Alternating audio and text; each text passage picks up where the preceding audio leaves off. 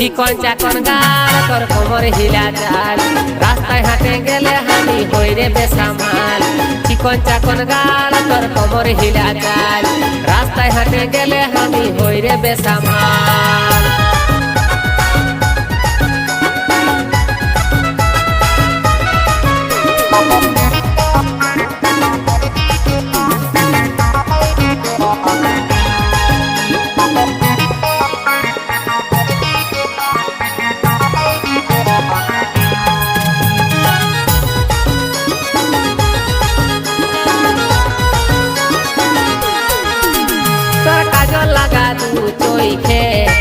रे तुई हमके मताए तोर गोलापी गोलापी ठोटे